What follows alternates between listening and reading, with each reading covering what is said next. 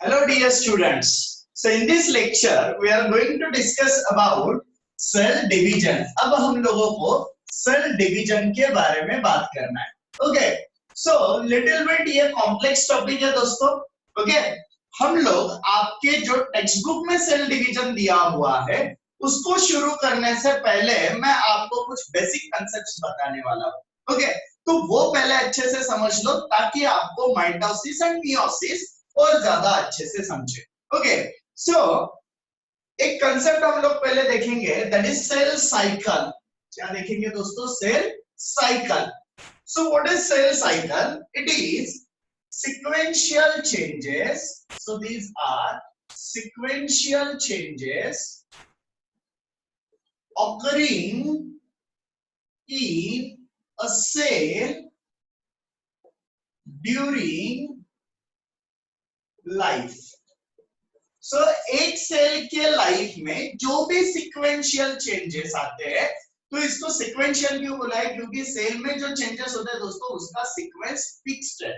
Okay, वो कभी change नहीं होता है ना. तो आगे जाके हम लोग जब फेजेस देखेंगे उस टाइम आपको और अच्छे से समझ में आएगा कि वो सीक्वेंस में ही होता है. कभी ऐसा नहीं होगा कि एक स्टेप सेल ने पहले कर दिया फिर दूसरा स्टेप बाद में कर दिया. नहीं, वो शुरू से एक सीक्वेंस में काम करते हैं और उसको हम लोग बोलते हैं cell cycle. Right now this cell cycle has two different phases. First is interphase. First phase कौन सा होता है दोस्तों? Interphase. Right, so what is interphase? इसमें और तीन स्टेजेस आते हैं, that is G1, S, G2. G1S and G2 ये दो तीन स्टेजेस आते हैं इंटरफेस में. And the second one is, second जो होता है जिसको हम लोग बोलते हैं यंग फेज. क्या बोलते हैं दोस्तों हम लोग उसको? Young phase. तो सेल डिवीजन के दो टाइप्स हम लोगों को देखने हैं, mitosis and meiosis. So that young may be for mitosis और मियोसिस. राइट, अब इसमें अगेन दो स्टेजेस आते हैं. Right, first is karyokinesis. So what is karyon? Means nucleus. Karyon means nucleus and kinesis means division. Kinesis का मतलब क्या होता है? division. तो इसमें भी और सारे स्टेजेस आते हैं, वो हम लोग बाद में देखेंगे. And the second one is cytokinesis. Right, cyto means cell. Okay, kinesis means division. Okay, so cell का division. Right, so cell cycle के actually दो stages है, interphase and young phase. तो आप लोगों को जो दिया गया है वो माइटोसिस मियोसिस में हम लोग सिर्फ यंग फेज की बात करने वाले हैं, लेकिन आपको सारी चीजें अच्छे से समझ में आनी चाहिए, इसलिए मैं आपको बता रहा हूं. सो इंटरफेज. ओके, सो इंटरफेज में जो G1 है इसको हम लोग बोलते हैं या तो ग्रोथ 1 और gap 1. Right, this S is for synthesis. It is for synthesis. और क्या synthesis होता है दोस्तों? यहाँ पे DNA. क्या synthesis होता है? DNA. आपको मालूम है that DNA is the genetic material. DNA हमारा जेनेटिक मटेरियल है और कोई सेल DNA के सिवा काम नहीं कर सकती.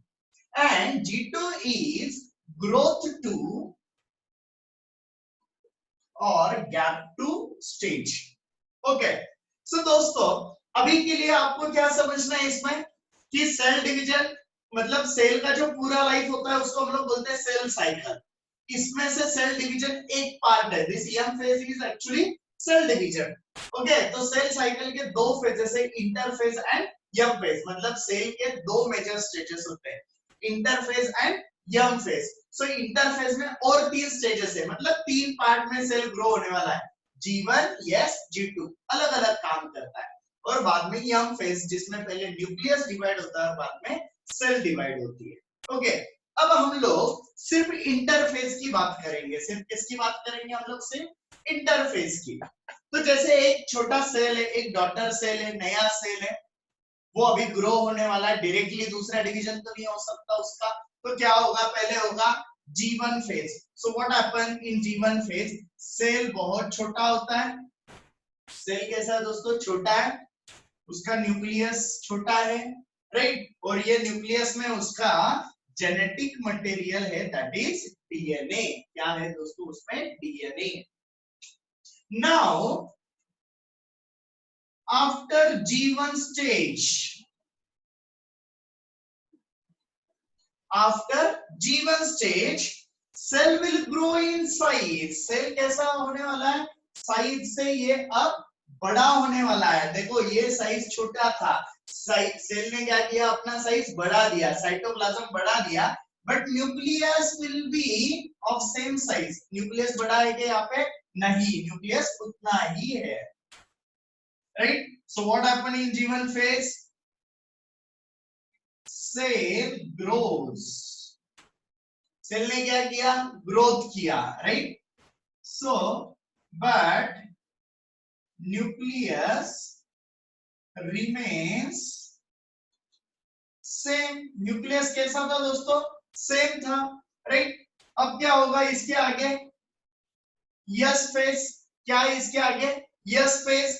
अब सेल का साइज जितना था उतना ही रहेगा, मतलब ये जितना सेल है ना उतना ही, बट न्यूक्लियस का साइज दुगना हो जाएगा, न्यूक्लियस का साइज दुगना हो जाएगा। क्यों, क्योंकि इसमें जितना डीएनए था वो डीएनए अब दुगना कर दिया। देखो दोस्तों, हमारे सेल जो डिवाइड होते हैं माइटोसिस से, वो एग्जैक्टली एक दूसरे से सिमिलर होते हैं। अब सेल सिमिलर है, इसका मतलब क्या होता है कि उनका डीएनए सिमिलर है। तो डीएनए अगर सिमिलर चाहिए तो उसके दो कॉपीज चाहिए। जैसे अब यहाँ पे एक कॉपी है, इस सेल को डिवाइड होना है दो में, तो पहले इसके दो कॉपीज बनाए जाते हैं और फिर सेल को बांटे जाते हैं। Okay, so here yes phase में क्या हुआ है दोस्तों, डीएनए गेट रेप्लिकेटेड। अब ये रेप्लिकेटेड का मतलब क्या होता है मालूम है, रेप्लिका, मतलब जैसे एक कॉपी है वैसे की वैसे दूसरी कॉपी बनाओ, दैट इज रेप्लिका, उसको हम लोग बोलते हैं रेप्लिका। तो डीएनए का रेप्लिकेशन हुआ, मतलब जो एक कॉपी थी उसके दो कॉपीज बन गए, right. Now G2 phase, next क्या है अभी, G2 phase, right. So in this case cell will remains as it is, cell जितना था उतना ही रहेगा, राइट। न्यूक्लियस भी जितना था उतना ही रहेगा, okay. And in this stage अब सेल क्या करने वाला है, cell will synthesize proteins required for cell division. तो सेल डिवीजन के लिए जो भी चीजें चाहिए वो कौन से फेज में बनाएगी, G2 फेज में बनाएगी, ओके। तो फिर से देखो दोस्तों, सेल का साइज छोटा था, इन G1 सेल का ग्रोथ हुआ, right. In yes phase cell ने डीएनए को दुगना किया, राइट। इन G2 फेज सेल ने ऐसे प्रोटीन और एंजाइम बनाए जो उसको सेल डिवीजन के लिए चाहिए। So this is about interphase. इसको हम लोग क्या बोलते हैं दोस्तों, इंटरफेज। क्या बोलते हैं हम लोग इसको, इंटरफेज। आपको ये इतना इन डिटेल नहीं है, फिर भी आपको ये समझना चाहिए, ओके। सो मेरे जो 11th-12th के लेक्चर्स रहेंगे सेल डिवीजन के लिए, उसमें ये सारे और भी ज्यादा इन डिटेल रहेंगे, ओके। तो पहले आप ये अच्छे से समझो, ओके। सो नेक्स्ट अभी हम लोग ये जो सेल का जो डीएनए रेप्लिकेट हुआ है, या हम लोग जो लिखने वाले हैं वो कैसे लिखते हैं वो देखेंगे। अब दोस्तों बहुत अच्छे से ध्यान दो, मैं आपको जो चीज बताने वाला हूँ ये एक्चुअली सेल डिवीजन में सबसे ज्यादा इंपॉर्टेंट है। मतलब आपके 10th के जो एग्जाम्स है, जो पेपर रहेगा, उसमें आपको सिर्फ वो जो क्वेश्चन पूछेंगे उसके आंसर देना है, वो तो हम लोग बाद में बहुत अच्छे से देखने वाले हैं। लेकिन अगर आपको इसके बेसिक कॉन्सेप्ट्स अगर अच्छे से आज समझ में आते हैं दोस्तों, तो ये डेफिनेटली आपको नीट एग्जाम के लिए मतलब 11th-12th में आपको ये बहुत मदद करेगा। ओके, तो मैं आपको उस हिसाब से कुछ बेसिक कंसेप्ट बता रहा हूँ, अच्छे से ध्यान दो। ओके, सो नॉर्मली जो सेल में डीएनए होता है, ओके, तो किसी भी सेल में एक डीएनए का कॉन्सेंट्रेशन है, राइट।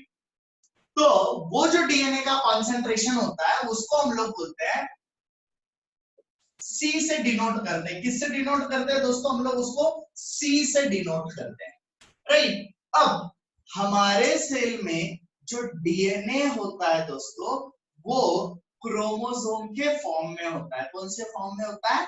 क्रोमोसोम के फॉर्म में होता है। उसको हम लोग बोलते हैं डीएनए पैकेजिंग। क्या बोलते हैं हम लोग उसको? DNA packaging. मैं आपको इन शॉर्ट बताता हूं। जैसे ये मेरा डीएनए का स्ट्रक्चर है, ये क्या है? हमारे डीएनए का स्ट्रक्चर है, राइट। तो ये जो स्ट्रक्चर है, मैं आपको थोड़ा सा उल्टा बताऊंगा अभी, राइट। जैसे अभी देखो, हम लोगों ने सेल में क्या किया, ये ऐसा सेल निकाला और ये न्यूक्लियस में ऐसा डीएनए दिखाया, ओके।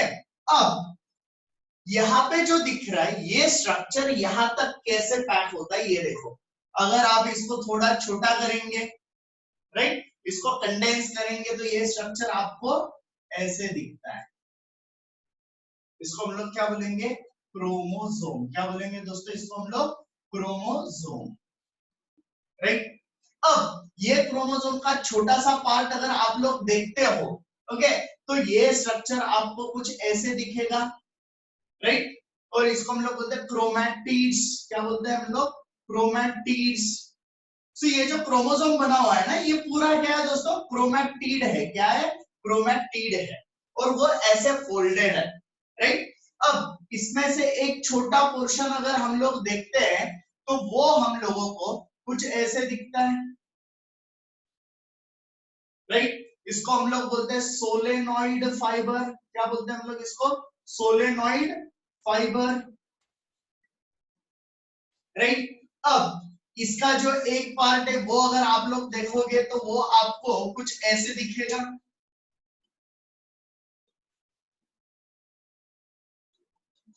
इसको हम लोग बोलते हैं न्यूक्लियोसोम फाइबर। क्या बोलते हैं इसको हम लोग? न्यूक्लियोसोम फाइबर,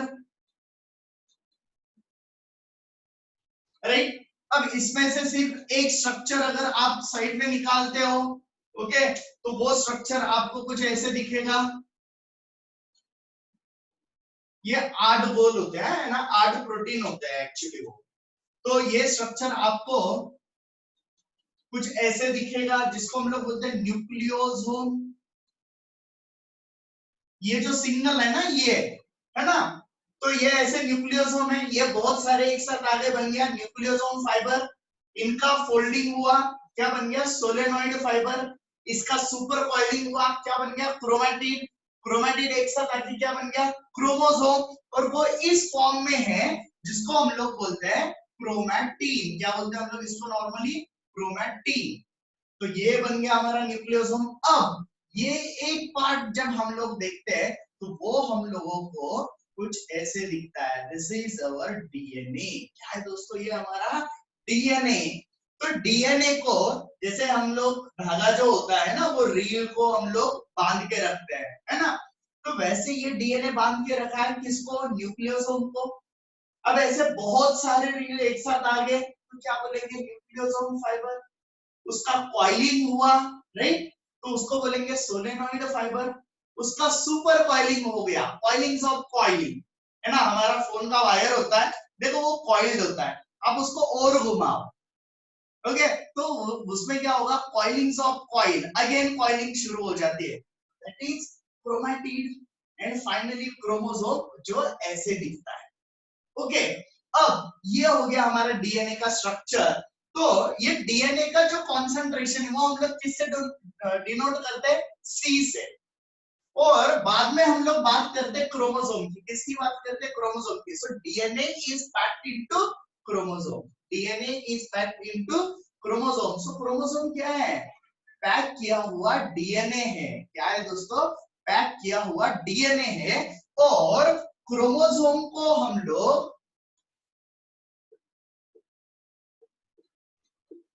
यन से डिनोट करते हैं दोस्तों। किससे डिनोट करते हैं? यन से। ये मैंने आपको क्यों बताया, क्योंकि बाद में जब हम लोग सेल डिवीजन की बात करेंगे तो आपको ये समझ में आना चाहिए। सो किसी भी सेल में जो डीएनए होता है उसको किससे डिनोट करते हैं? सी से।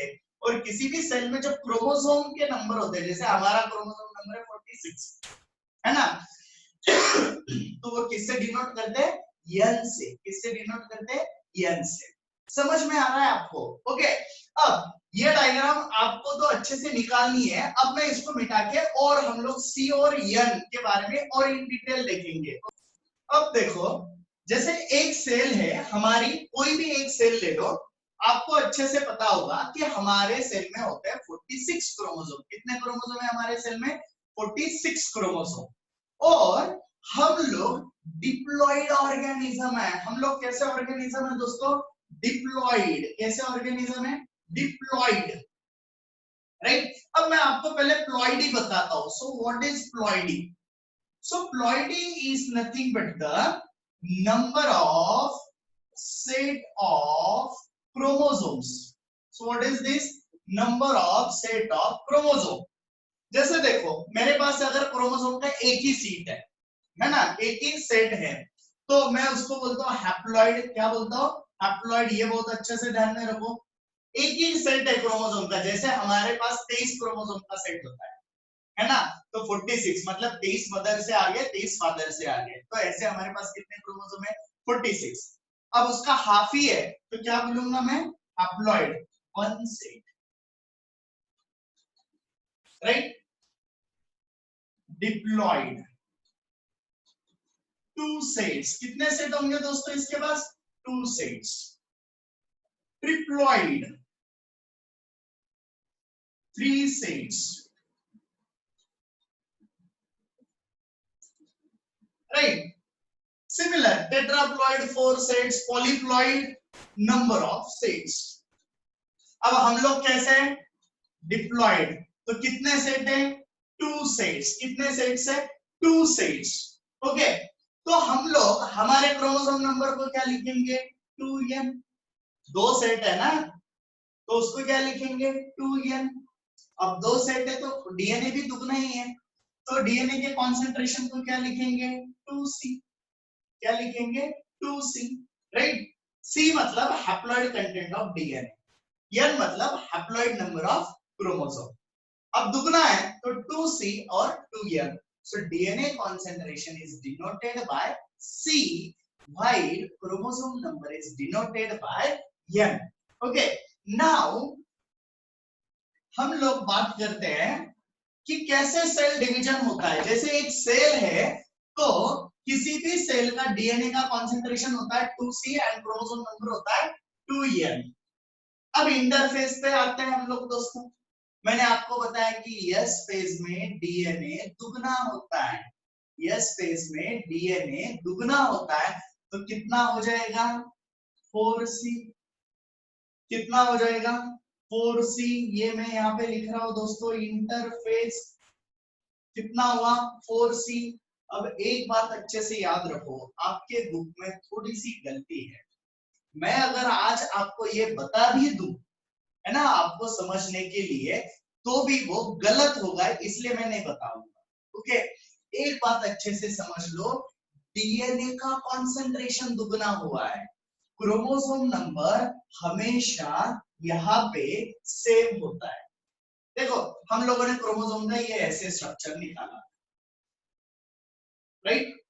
अब ये जो है ना, ये ऐसा स्ट्रक्चर है। जब डीएनए का कॉन्सेंट्रेशन दुगना हुआ तो ये स्ट्रक्चर ऐसे दिखता है। क्रोमोसोम तो एक ही है दोस्तों। क्रोमोसोम चेंज हुआ क्या? नहीं। क्रोमोसोम नंबर चेंज हुआ क्या? नहीं। क्या चेंज हुआ है? डीएनए का concentration, but chromosome number will remain same, right. So after